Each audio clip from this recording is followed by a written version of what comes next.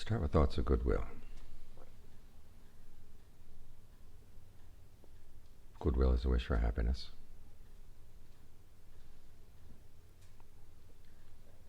A wish for true happiness.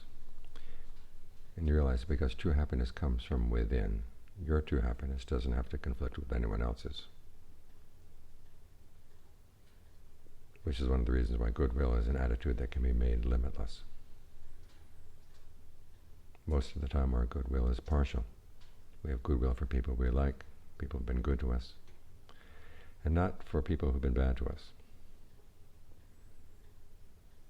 That's a typical human attitude.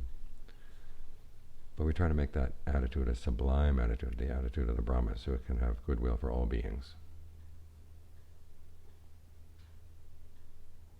We do that for our own good.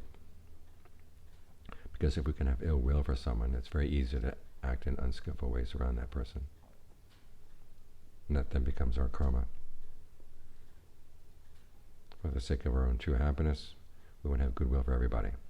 and act skillfully around everybody.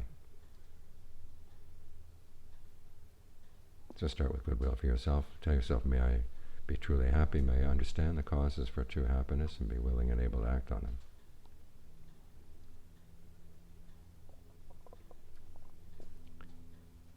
And then extend the same thought to others. May they understand the causes for true happiness and be willing and able to act on them. In other words, goodwill doesn't mean may you be happy doing whatever you're doing, good or bad. If you find yourself acting in unskillful ways, if you really have goodwill for yourself, you want to change.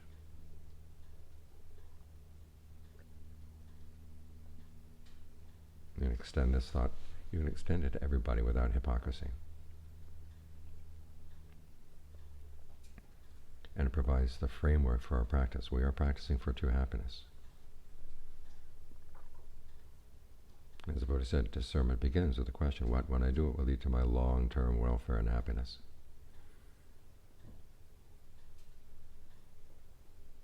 Which is his way of basically saying that the pursuit of true happiness is a good thing, something to be encouraged. It's wise. What's wise about the question is realizing, one, happiness is going to have to depend on your actions. Two, long-term is possible. And then three, long-term is better than short-term.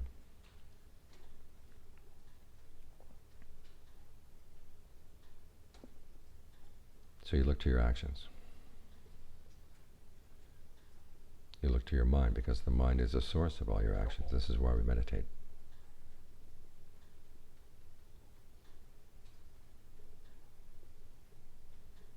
Those are some preparatory thoughts for getting the mind to settle down here in the present moment.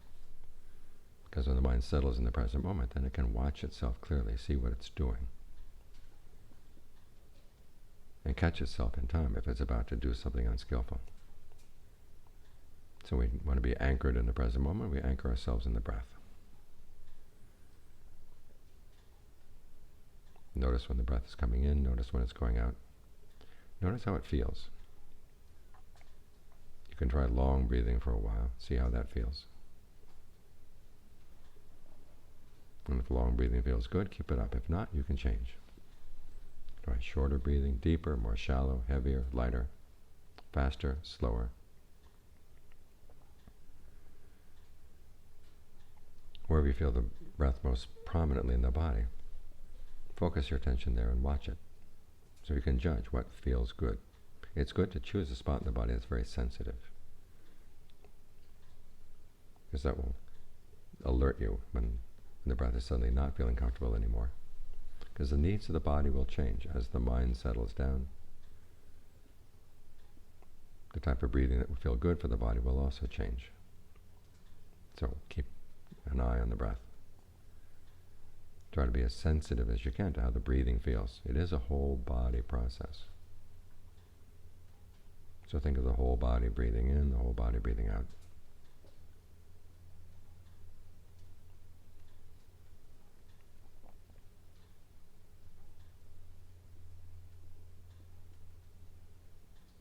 And you are taking charge of what's going on right now. This is one of those areas where a healthy perception of self is going to be very useful. When the Buddha taught self and not self, he never answered the question as to whether there is a self or is not a self, or tried to define what a self could be. He simply noted that we have lots of different perceptions of self, lots of different ways of perceiving not self. And they're meant to answer that question. What, when I do it, will lead to my long-term welfare and happiness? When is the perception of self conducive to true happiness? And when is the perception of not self conducive more to happiness? So right now, you're going to take control of your act of attention to focus it on the present moment. That's yours for the time being.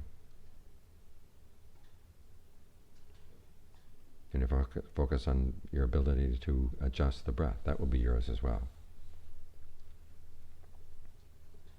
As for any other thoughts that come into the mind right now, you can label them as not self.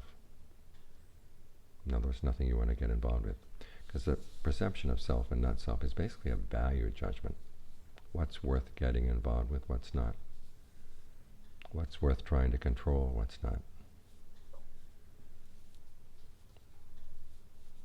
When Ajaan had me answer that letter from the student in Singapore, this is basically what he was saying. That the real problem of the mind is it's inconstant, stressful, not self. And you've got to learn how to make it constant, easeful, and under your control, to whatever extent you can.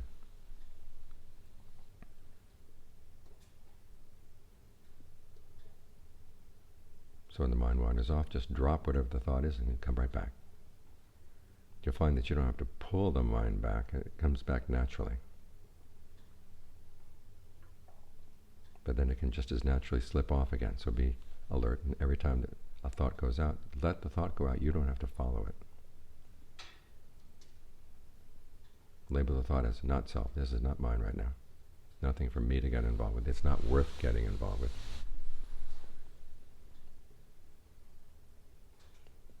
And that way the chatter on the edges of the mind doesn't pull you away.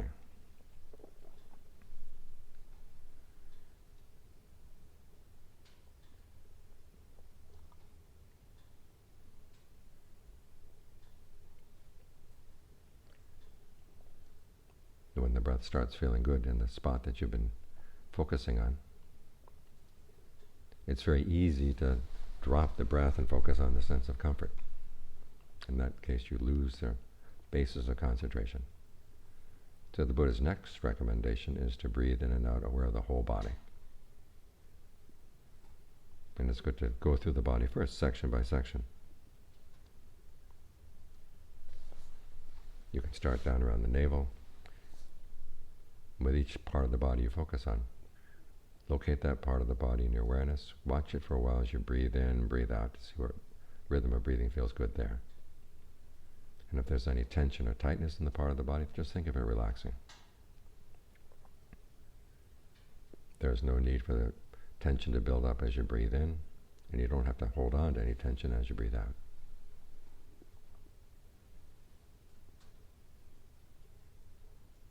When you've been with the navel, then you can go up to the solar plexus, the middle of the chest, base of the throat, middle of the head,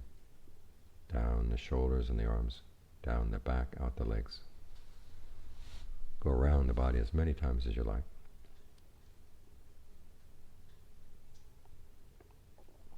Establish this as your territory. Here again, the perception of self is useful.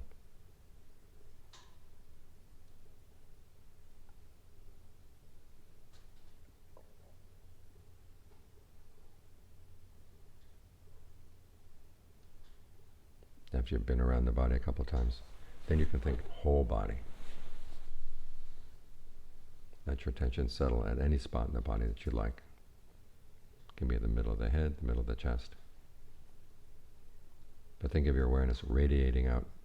to fill the whole body from that spot.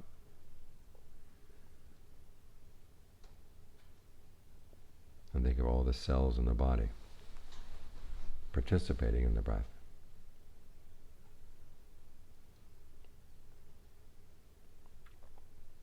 This is how you establish this as your territory. Your attention becomes more constant. There's a sense of ease and well-being.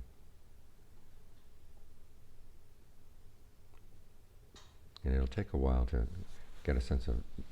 that you're able to control this, to maintain this balance, but with time and with persistence, you find that this becomes more and more your natural home.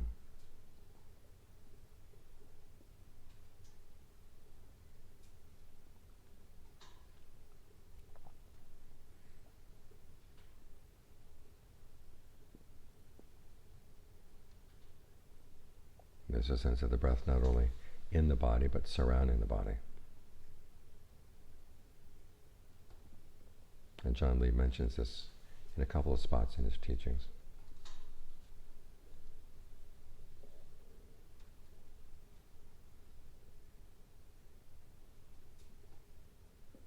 That the breath surrounds the body. This is where you can build that sense of having a shield as you go out. And again, you're maintaining the sense of this is your territory. This is your energy field. And you don't have to get it mingled with other people's. We do have that feeling, especially when we want to connect with someone, that we have to open up our energy field. We may not be thinking consciously of it, but there is a subconscious sense that we want to open up our energy field so we can connect. But what you're doing is you're allowing someone else into your territory, which is not always a good thing.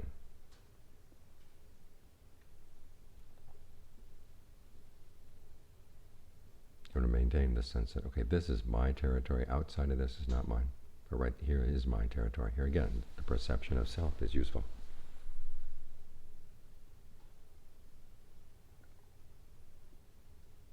Because you do want to protect the state of your mind, the state of your energy. Because when the energy gets depleted, it's very easy for the mind to go back to its old scattered ways. The Buddha has that discourse, we mentioned it last week, where he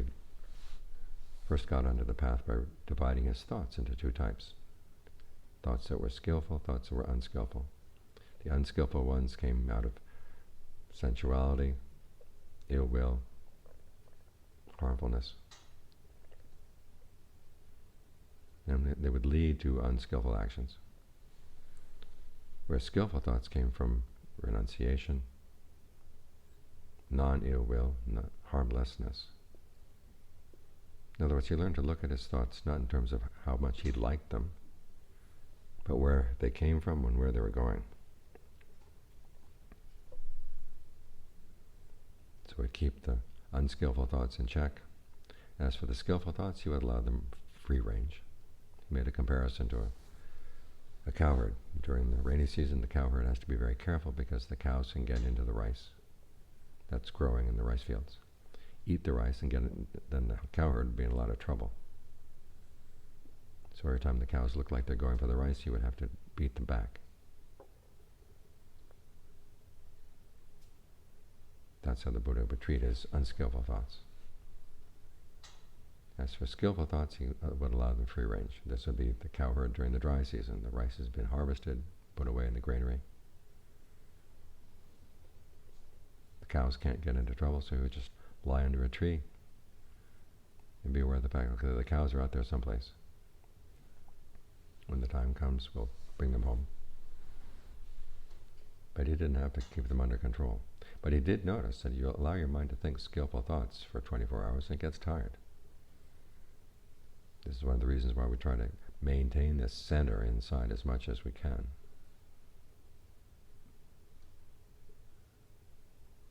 So we have a source of strength.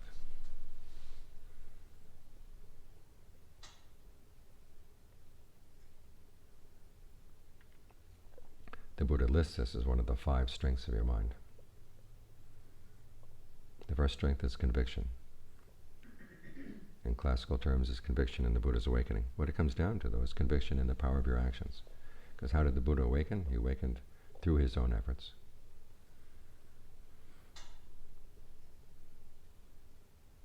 And as he said, it was because of qualities he had that were not peculiar to him, the qualities that anybody can develop. So you have conviction in his awakening, you have conviction in your own power for your own actions to make a difference, leading to happiness or to suffering. So why act in ways that lead to suffering? You're convinced in your power to make a difference by the way you think, by the way you act. That's a strength. Because people who don't have that belief are weak in the face of all kinds of pressures. Pressures from friends, pressures from society. They push you around. But if you're convinced that their pressure doesn't mean anything compared to what you choose to do, then you're going to be a lot more careful about what you choose to do, and you end up doing good things. At least making the effort to do good things. That's the second strength, the persistence. You just stick with it. You recognize what's skillful and what's not, and you do your best to give rise to the desire to do what is skillful, and then to act on that desire. Here too, a sense of self is important. You see the dangers of unskillful thoughts. You see the benefits that come from developing skillful thoughts. And so you realize that the heedful thing to do is to be as skillful as you can in what you choose to do and say and think.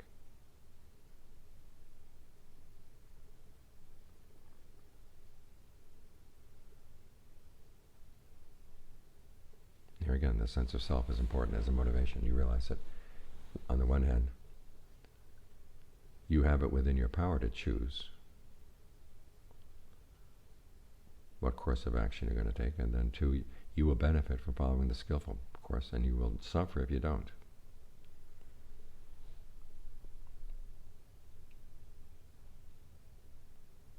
Now, to back up this persistence, the Buddha also teaches mindfulness, concentration, and discernment as sources of strength.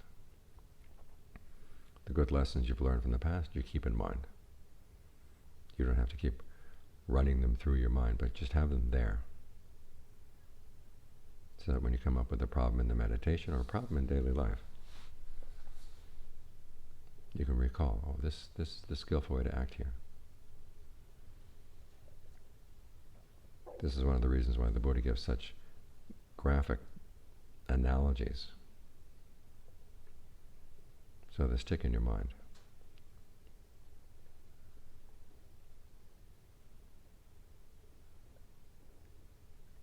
He has the analogy of the woman who had a reputation for being kind and gentle. And she had a slave. And the slave was thinking, my mistress here has a reputation of being kind and gentle. Now, is that because I'm a good worker? I never do anything to be criticized? Or is it kind and gentle all the time? Let's test her. So the slave gets up late one morning, and the mistress calls her, why are you getting up late? Oh, no reason. And the mistress begins to scowl. And the slave says, she does have anger. So the next morning she gets up later. And the mistress gets progressively every day more and more violent in her reaction, to finally she grabs a rolling pin and hits the slave over the head. And the slave goes and shows her handiwork to the rest of the people in the neighborhood. From that point on, her reputation changes. She's no longer kind and gentle. As far as they're concerned, she is harsh and mean. I have a student who really hates this story. She says, why did the slave do such a stupid thing? But the whole point is that there are some people who are kind and gentle just because situations are good. And if the situations are not good, they're not going to be so good. If you really are genuinely good in your heart and in your attitudes, no matter what the situation is, you will always be good to other people. That's a lesson to keep in mind.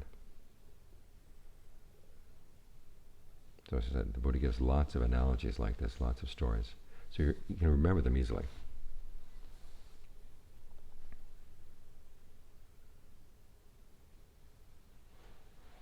And then based on mindfulness and persistence, you get the mind into concentration. The concentration becomes a new source of strength. And then based on that, you develop discernment. When you see the ways you're acting that lead to suffering, and you realize you don't have to do that.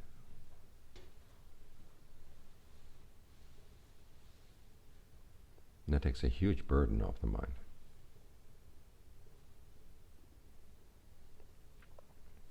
So we develop these strengths inside. This is an important way of developing a healthy sense of self. The self that, on the one hand, is capable and responsible.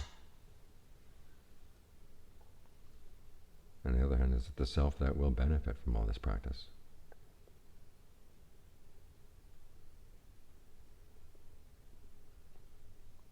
It's a value judgment. As long as you're working on the path, trying to cultivate this healthy sense of self, there will come a point when you don't need it anymore. In fact, it's going to be the one thing that stands in the way of getting to total freedom. But as long as you need it, be very clear about what you want to do in the path corresponds to your healthy sense of self. The things that would pull you away from the path, you can label as not self, because they're simply not worth following.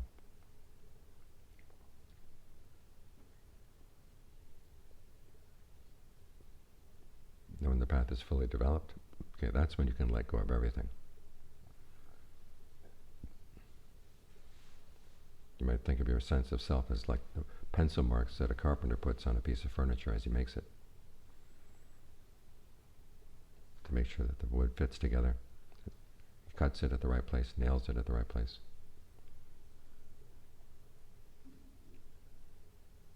But then when the piece is done, you don't leave the pencil marks there, you erase them.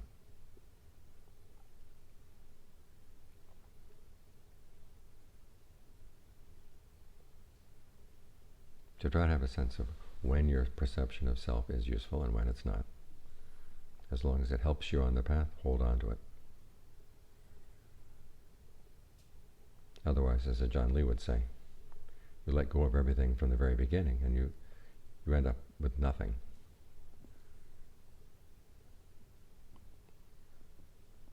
Which you learn how to let go properly, let go of the things that cause you suffering. Hold on to the things that help you. Those things that help you eventually will deliver you to a place where you don't have to hold on anymore. That's when you totally let go. But you don't let go until you reach that point.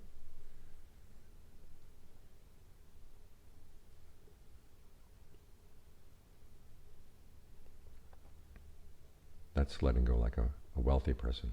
You have wealth and you don't need to carry it around with you all the time. But even though you don't have it on your body, you still have it.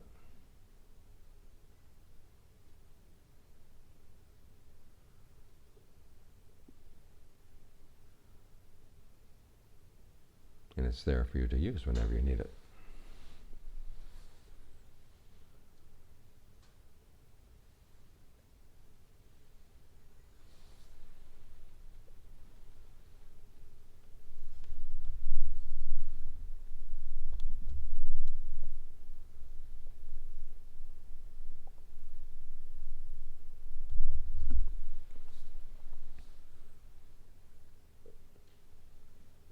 เรามาปฏิบัติธรรมต้องรู้จักใช้อัตตาและอนัตตาให้ฉลาด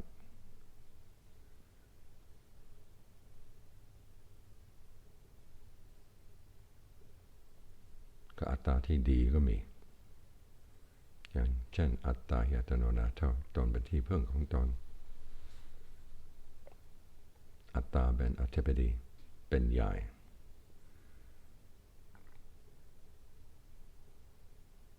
อัตตาแบบนี้เป็นอัตตาที่ใช้ในการปฏิบัติธรรมที่จะเจริญมรรคของเราก็ต้องมีความรู้สึกว่าตัวตนเป็นผู้ที่จะทำได้จะเป็นผู้รับผิดชอบจะเป็นผู้ที่จะรับผลประโยชน์จากการปฏิบัติถ้าเราทิ้งตั้งแต่เริ่มแรกก็ไม่รู้จะทำอะไรมีแต่ปล่อยวางแต่มันไม่มีอะไรจะเรียกว่าเหมือนปล่อยวางเหมือนอนาถาคนยากจนเงินทองก็ไม่มีก็บอกว่าปล่อยวางมันก็ไม่มีฮะ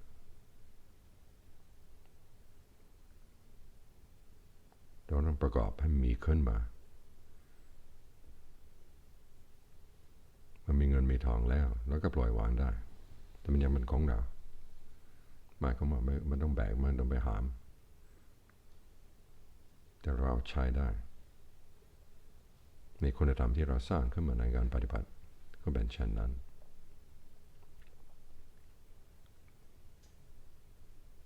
เช่นที่เรากำหนดลมหายใจ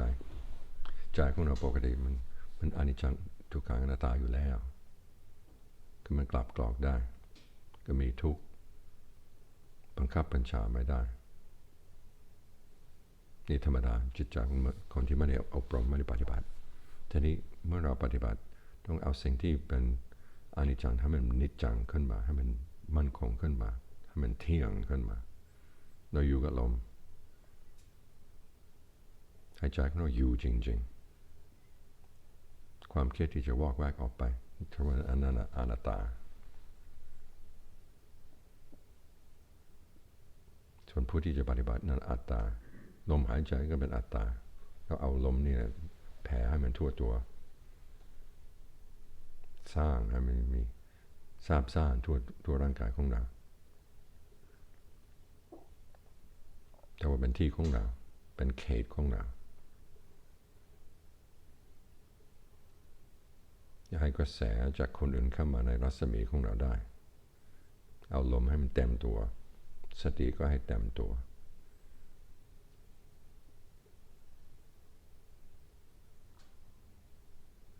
จะเรียกว่าสร้างอัตตาต้องก็สร้างอัตตาที่ดีก็รู้ว่าอะไรเป็นเขตของเราเป็นเขตของผู้อื่น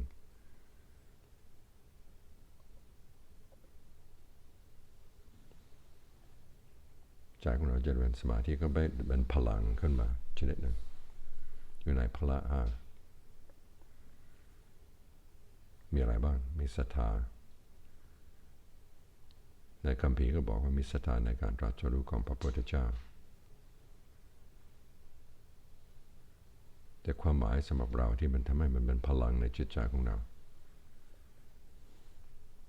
เอาบทเรียนจากการตรัสรู้ของพระองค์เช่นพระองค์ก็ตรัสรู้ด้วยอะไรก็ด้วยการกระทำของพระองค์เองด้วยกรรมของพระองค์เองและพระองค์ก็บอกไว้ว่าคุณธรรมที่สร้างมาไม่ใช่ว่ามีเฉพาะท่านทุกคนก็มีได้ทำได้เพราะฉะนั้นถ้าหากว่าเราเชื่อในการตรัสรู้ของพระพุทธเจ้าก็ต้องเชื่อในเรื่องกรรมเชื่อในความสามารถของเราที่จะสร้างความดีขึ้นมา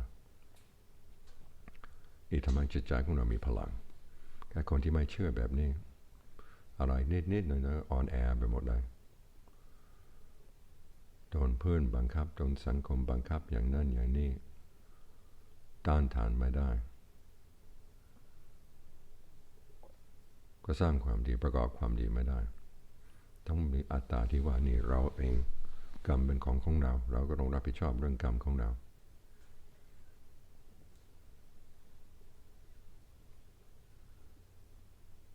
ก็มีพระองค์หนึ่งตอนนั้นบวชใหม่มีเดรัจฉีมาถามว่าผลของกรรมคืออะไรพระองค์นั้นที่ไม่รู้ธรรมะแท้จริงก็บอกว่าผลของกรรมก็มีความทุกข์เดรัจฉีบอกว่าไม่เคยได้ยินพระภิกษุพูดแบบนี้ให้ไปถามพระพุทธเจ้าสิพระองค์นั้นก็ไปถามพระเจ้าบอกว่าตอบอย่างนั้นได้ยังไงมีพระองค์หนึ่งบอกไหนผลของกรรมกับเวทนาเป็นทุกขังจะไม่ใช่เหรอพระเจ้าบอกนี่มันไม่ใช่เวลาที่จะเอาข้อนั้นขึ้นมาถามเรื่องกรรมต้องถามเรื่องเวทนาก็มีเวทนาสุขทุกข์ไม่สุขไม่ทุกข์มันขึ้นอยู่กับกรรมดีหรือไม่ดี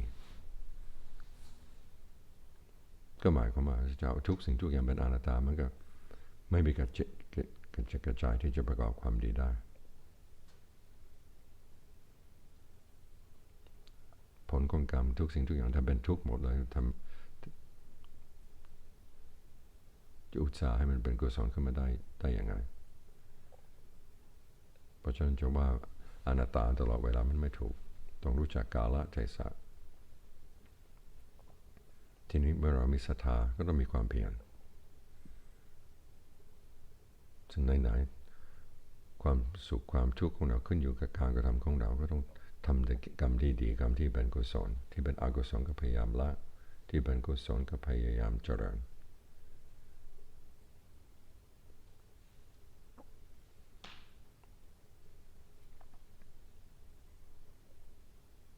แล้วใครเป็นผู้ทำเราเนี่ยเป็นผู้ทำใครจะได้ประโยชน์เราเนี่ยก็ได้ประโยชน์ทีนี้จะทำแบบนี้ตลอดเวลาต้องสติของเราต้องตั้งมั่นจนเป็นสมาธิขึ้นมาพอใจเป็นสมาธินั้นมันเราจริงๆร่างกายของเราจิตใจของเราอยู่ด้วยกัน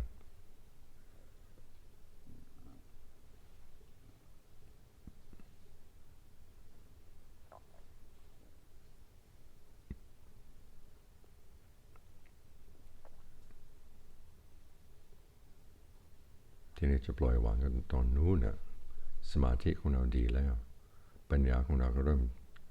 เจริญขึ้นมาเริ่มเดินได้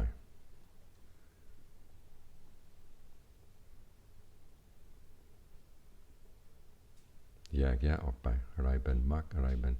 ป็นทุกข์อะไรเป็นสมุทัยอะไรเป็นนิโรธอะไรเป็นมรรคก็รู้จักหน้าที่สิ่งไหนที่คนกำหนดรู้ก็ต้องกำหนดรู้ไปสิ่งที่คนละก็ละไปสิ่งที่จะทำให้แจ้งก็ทำให้แจ้งไปสิ่งที่ควรจะเจริญแล้วก็เจริญไปทำตามหน้าที่ก็ให้มันการกระทำของเราตรงไหนที่เราแบกอะไรหามอะไรที่มันทุกข์แล้วพยายามชี้เหตุชี้ผลกับตัวเองว่าแบกทำไมหนักเปล่าๆกับพละกำลังของสมาธิอย่างหนึ่งพละกำลังของปัญญาอย่างหนึ่งพละกำลังของสมาธิสร้างจิตให้มันเข้มแข็งขึ้นมาจะแบกอะไรก็แบกได้จะทนอะไรก็ทนได้แต่ส่วนปัญญานะบางสิ่งบางอย่างบอกแบกทำไมมันไม่ได้ประโยชน์ทนทำไมไม่ได้ประโยชน์ปล่อยมันซะวางมันซะ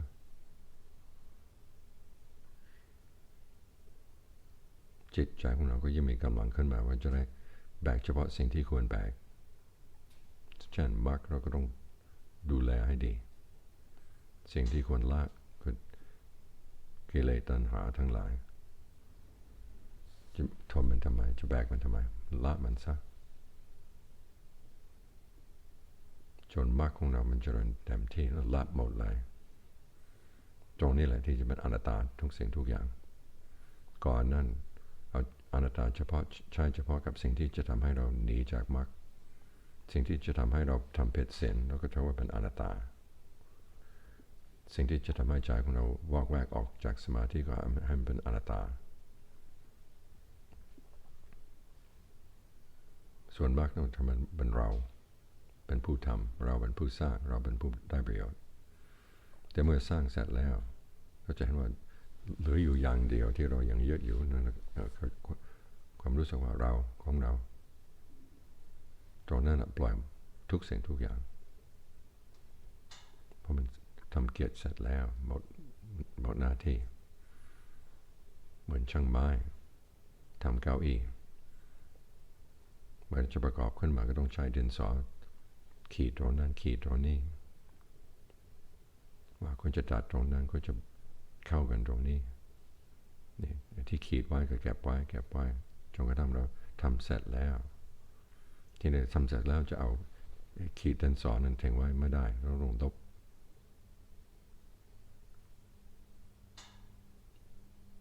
งานของเราจนจะเรียบร้อยดีในเรื่องอนัตตาก็เช่นกันเราใช้เฉพาะกิจที่จะ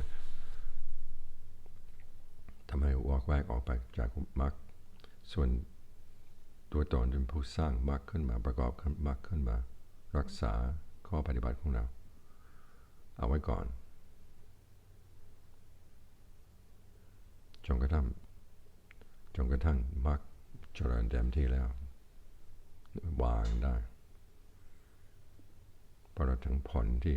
ไม่ต้องยึดไม่ต้องทำอย่างหลวงปู่มั่นบอกว่ามันไม่มีกิริยาพระนิพพานไม่มีกิริยาไม่มีหน้าที่อริยสัจก็มีเกียรติที่จะต้องทำแต่เมื่อเราทำแจ้งแล้วนิพพานแจ้งแล้วต่อไปไม่ต้องไปแจ้งอีกแจ้งแล้วก็แล้วไปมันอยู่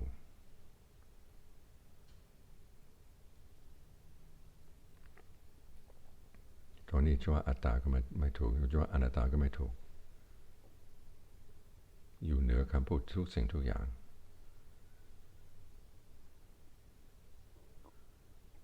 จึงว่าอัตตากับอนัตตาต้องใช้ให้ตามกาลเทศะให้ถูกต้อง